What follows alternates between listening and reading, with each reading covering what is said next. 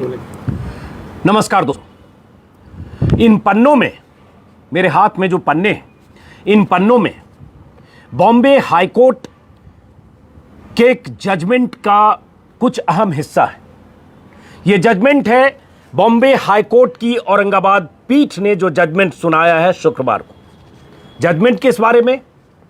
तबलीगी जमात के कुछ ऐसे विदेशी मेहमान जो दुनिया के अलग अलग देशों से आए थे, लॉकडाउन के वक्त महाराष्ट्र के एक शहर में फंसे, उनके खिलाफ कई धाराओं में मामला दर्ज किया गया और उन्हें जेल में बंद किया गया। 29 ऐसे लोगों ने बॉम्बे हाईकोर्ट में याचिका दायर की।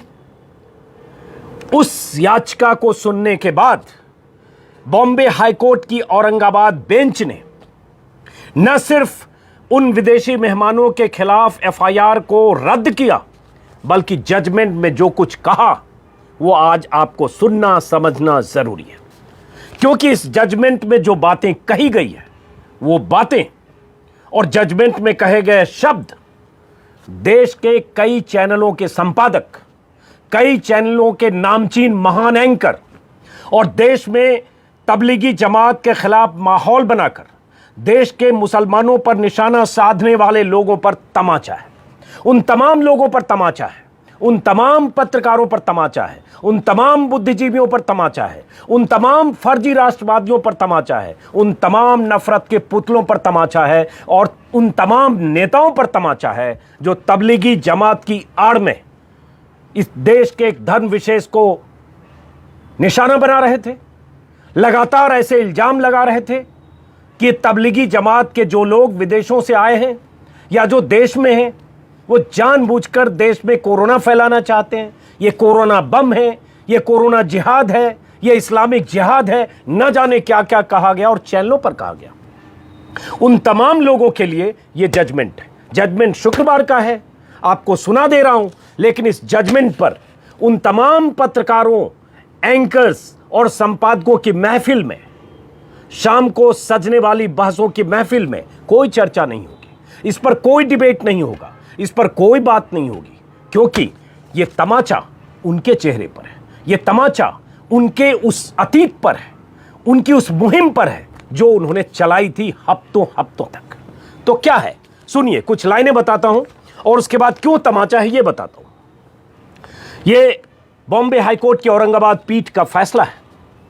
29 विदेशी नागरिकों ने जो मरकज में हिस्सा लेने आए थे और महाराष्ट्र के अहमदनगर में थे उस वक्त जिस वक्त लॉकडाउन का ऐलान हुआ, और उसके बाद कैसे फंसे तो उनके खिलाफ कई धाराएं लगाई गई और उसके बाद उन्होंने बॉम्बे हाईकोर्ट में याचिका दायर की और याचिका की सुनवाई करते हुए पहले फैसले का अंश, उसके बाद पूरा मामला आपको बताता हूं, सुनिएगा गौर से।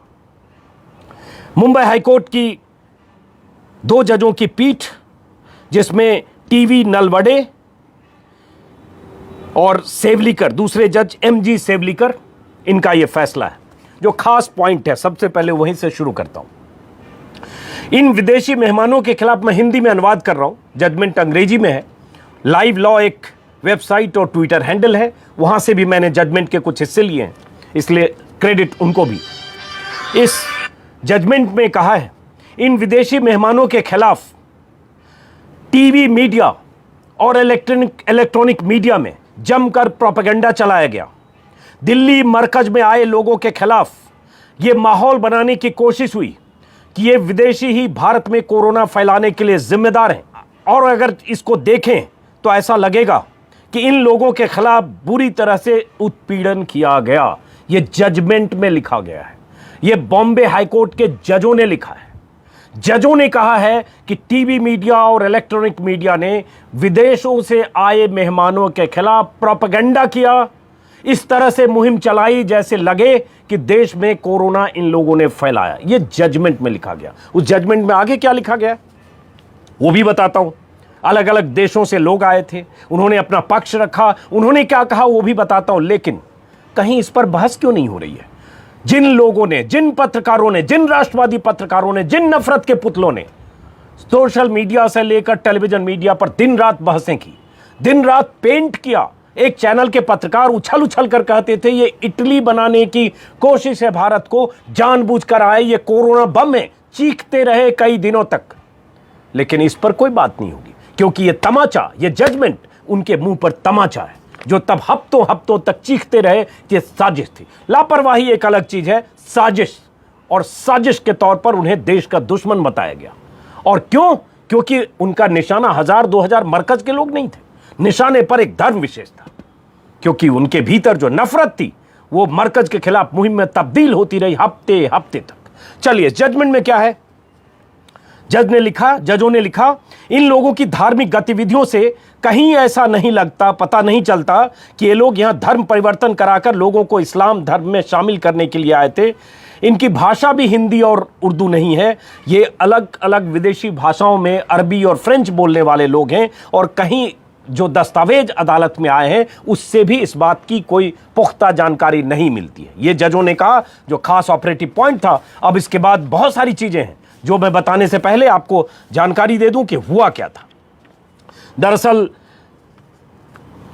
29 ऐसे लोगों ने याचिका दायर की जो इंडोनेशिया, घाना और 2-3 और देशों के नागरिक थे, तंजानिया और 2 और देश। इन लोगों ने याचिका दायर करके कहा कि वो आए थे जब भारत घूमने के लिए और तबलीगी जमात में हिस्सा लेने। तो उन्होंने जो लिखा है और जो कहा अपनी याचिका में बहुत अहम है, उसको भी सुनना पड़ेगा, और सुनिए। उन्होंने कहा था कि वीजा नियमों के मुताबिक उन्हें किसी भी मस्जिद या धार्मिक स्थल पर जाने की पाबंदी नहीं थी। उन्हें स्थानीय प्रशासन को सूचित करने के लिए भी उस वीजा के मुताबिक करना जरूरी नहीं था, लेकिन फिर भी उन्होंने ये किया। उसके बाद उन्होंने कहा कि वो भारत आए थे, वैलिड वीजा पर आए थे, वीजा के जो कायदे कानून थे उसका पालन करके आए थे।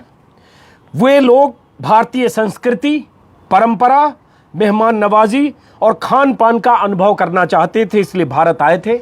एयरपोर्ट पर लैंडिंग के बाद उनकी कोविड के लिए जो भी स्क्रीनिंग होती है, ज़रूरी स्क्रीनिंग हुई। स्क्रीनिंग के बाद उन्हें जाने दिया गया। उन्होंने मरकज में हिस्सा लिया और उसके बाद वो अहमदनगर गए। उनके मुताबिक उन्होंने कहीं भी कानूनी तौर पर कुछ भी उल्लंघन नहीं किया। यहां तक कहा कि अहमदनगर पहुंचने के बाद उन्होंने अहमदनगर के जो एसएसपी थे उनको अपने आने की सूचना भी दी कि हम अहमदनगर पहुंच गए। उसके बाद क्या हुआ? लॉकडाउन का ऐलान हुआ। पहले जनता कर्फ्यू 22 तारीख को, 22 मार्च को, फिर 24 से लॉकडाउन। उन्होंने लिखा, याचिकाकर्ताओं ने कोर्ट में कहा कि लॉकडाउन के ऐलान के बाद गाड़ियों की आवाजाही बंद हो गई, होटल से लेकर लॉज तक बंद हो गए, कहीं रहने की कोई जगह नहीं थी। तब कुछ मस्जिदों ने उन्हें शरण दी। ये उन्होंने कहा, कहीं आ जा नहीं सकते थे, ये उन्होंने कहा। और उसके बाद जब उन्होंने अपने तर्क वितर्क जो भी याचिकाकर्ता की तरफ से लंबी बातें कही गई है बताने से पहले, उसके बाद अब थोड़ा जजमेंट पर आते हैं। जो जजों ने कहा, जो जजमेंट का बहुत खास हिस्सा है, सुनिएगा गौर से।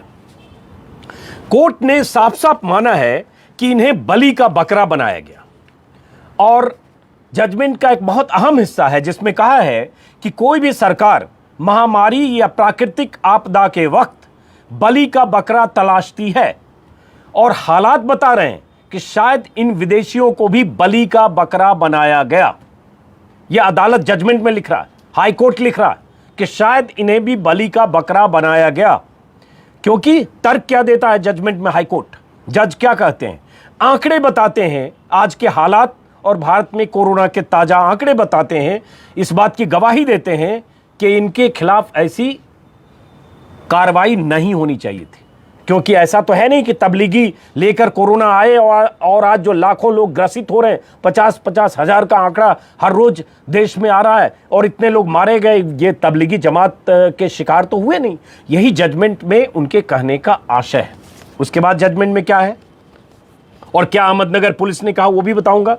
जजमेंट में कहा, ऐसा लगता है कि राज्य सरकार ने राजनीतिक मजबूरी के तहत यह फैसला किया। उस समय देश में एक माहौल बना दिया गया था, चैनल्स की तरफ से, पत्रकारों की तरफ से, राष्ट्रवादी जमात की तरफ से, हालांकि मैं फर्जी राष्ट्रवादी कहता हूं। ऐसा माहौल था, उस माहौल में ऐसे फैसले पकड़ धकड़ जरूरी थी।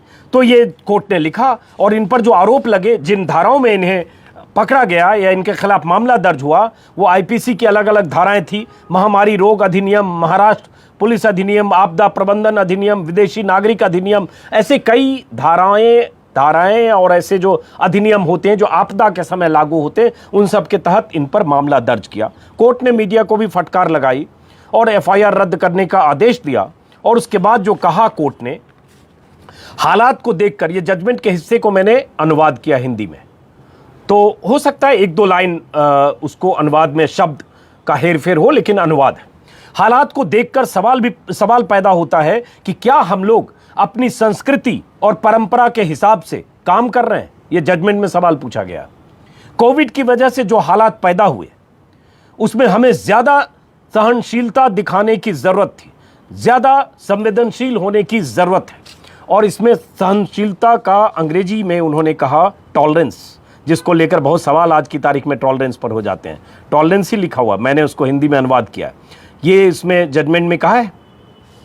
उसके बाद इसी जजमेंट का हिस्सा है कि खासकर मेहमानों के मामले में सहनशीलता और संवेदनशीलता, मेहमानों के मामले में आरोप से साफ पता चलता है कि विदेश से आए लोगों को की मदद करने की बजाय हमने उन्हें जेल में डाल दिया, उन पर वीजा नियमों के उल्लंघन के आरोप लगा दिए, जैसे कि कोरोना फैलाने के लिए वही लोग जिम्मेदार थे। ये कोर्ट ने कहा। ये सारी बातें हम सब लोग उस दौर में कई वीडियो में मैंने कहा है, अगर अप्रैल के वीडियो देखेंगे, मई का वीडियो देखेंगे, जो हम सब लोग, हम जैसे लोग महसूस कर रहे थे, करीब करीब उसी तरह की भाषा में वही शब्द है कोर्ट के। क्योंकि कोई इंसान, कोई नागरिक, जज भी एक नागरिक होता है, एक इंसान होता है, एक संवेदना जज के भीतर भी होती है, तो ये इसमें दिखती है।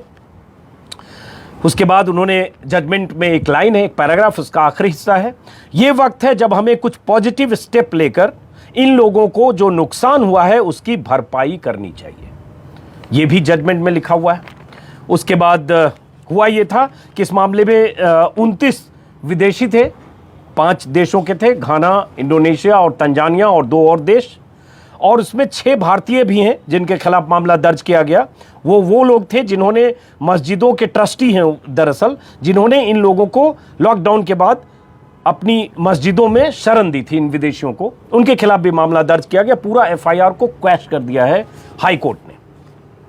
उसके बाद हाई कोर्ट ने क्या कहा, याचिकाकर्ता ने जो दलील दी अपने बचाव में, उसके बाद जो हाई कोर्ट ने कहा वो और अहम है।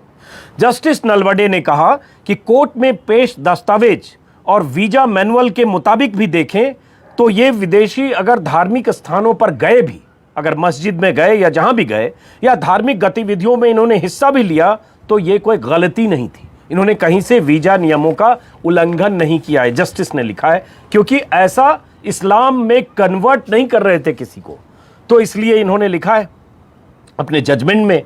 और उसके बाद इस बेंच ने सुनवाई करके ऐतिहासिक ये जजमेंट दिया। इन सभी के खिलाफ पुलिस ने, जो पुलिस की तरफ से जो जानकारी है उसके मुताबिक, इन सभी के खिलाफ अहमदनगर पुलिस ने कथित तौर पर गोपनीय सूचना के आधार पर, पुलिस ने गोपनीय सूचना के आधार पर मस्जिदों में रहने के आरोप में इन लोगों के खिलाफ मामला दर्ज किया था। और पुलिस का आरोप था कि ये लोग धार्मिक गतिविधियों में हिस्सा ले रहे थे, मरकज का प्रचार कर रहे थे, यही अहमदनगर पुलिस ने कहा है, और जो कर रहे थे ये सारा वीजा नियमों का उल्लंघन था, ये अहमदनगर पुलिस ने कहा। अहमदनगर के एसएसपी ने कहा याचिकाकर्ता उन जगहों पर इस्लाम का प्रचार करने के लिए गए थे, इसलिए उनके खिलाफ अपराध दर्ज किया जिसे खारिज किया जज ने, कि ये कहीं ऐसा नहीं लग रहा है कि इस्लाम का प्रचार कर रहे थे या किसी को इस्लाम परिवर्तित, धर्म परिवर्तित करके इस्लाम स्वीकार करवा रहे थे। ये कोर्ट ने कहा। कोर्ट ने यह भी कहा रिकॉर्ड पर मौजूद दस्तावेज दिखाते हैं कि तबलीगी जमात मुस्लिमों का कोई अलग संप्रदाय नहीं है, बल्कि यह केवल धर्म सुधार का आंदोलन है। सुधार के कारण प्रत्येक धर्म वर्षों में विकसित हुआ है, क्योंकि समाज में बदलाव के कारण सुधार हमेशा आवश्यक होता है।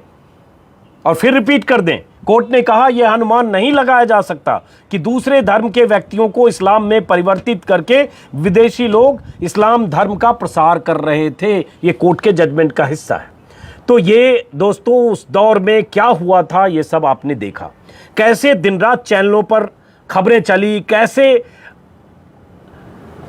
धर्म विशेष को टारगेट किया गया और जिन लोगों ने थोड़ा भी पक्ष लिया या हम जैसे लोगों ने अगर कहा कि आप तबलीगी जमात की आड़ में, अगर तबलीगी जमात में लापरवाही हुई मरकज में, उसकी आड़ में पूरे धर्म को चिन्हित कैसे, टारगेट कैसे कर सकते हैं, तब हम जैसे लोगों को भी गालियां पड़ी। जिन लोगों ने भी अगर थोड़ा पक्ष लिया, जिन लोगों ने भी मीडिया की भूमिका पर सवाल उठाए, उन सब की को भी गालियां, ट्रोल ब्रिगेड जो पूरी होती है आईटी सेल सक्रिय थी और लगातार सबको पाकिस्तान परस्त, मुस्लिम परस्त, इस्लामोफोबिया जैसा माहौल बना। तो ये मोटे तौर पर मेरा आज का वीडियो सिर्फ उन लोगों के लिए कि एक बार अपने गिरेबान में झांकें, इस जजमेंट को पढ़ें जो शायद नहीं पढ़ेंगे, और पढ़ेंगे भी तो नज़रअंदाज करेंगे, ऐसा लगेगा कि उन्होंने नहीं पढ़ा। नहीं तो जब आप हफ्ते तक, कई हफ्तों तक अगर तबलीगी जमात को टारगेट करने के बहाने एक धर्म विशेष को लगातार टारगेट करते हैं, बदनाम करते हैं, उन पर साजिश का इल्जाम लगाते हैं और उसके बाद अलग अलग शहरों में ऐसे लोगों को पकड़कर जेल में बंद कर दिया जाता है क्योंकि आप ऐसी मुहिम चलाते हैं। यही जज ने लिखा है, यही जजमेंट में लिखा है कि प्रोपेगेंडा चलाया गया और बलि का बकरा बनाया गया क्योंकि सियासी मजबूरी थी राजनीतिक तौर पर सरकार की, और सरकार ने बलि का बकरा तलाशा क्योंकि देश में ऐसा माहौल बना दिया गया। तो आज तो एक बार अपनी अंतरात्मा की आवाज़ सुने, जरा झांकें अपने भीतर, वो तमाम लोग जिन्होंने उस दौर में देश में ऐसा माहौल बनाया, लेकिन झांकेंगे नहीं। वरना बहस इस पर होनी चाहिए थी कि क्या भूल हुई, क्या चूक हुई, या जजमेंट के अहम पहलू क्या है। फिलहाल इस वीडियो को दोस्तों यहीं खत्म करते हैं। बहुत सुकून की बात है कि चलिए अदालतें अभी भी है जो ऐसे फैसले देती हैं और ये लैंडमार्क जजमेंट है।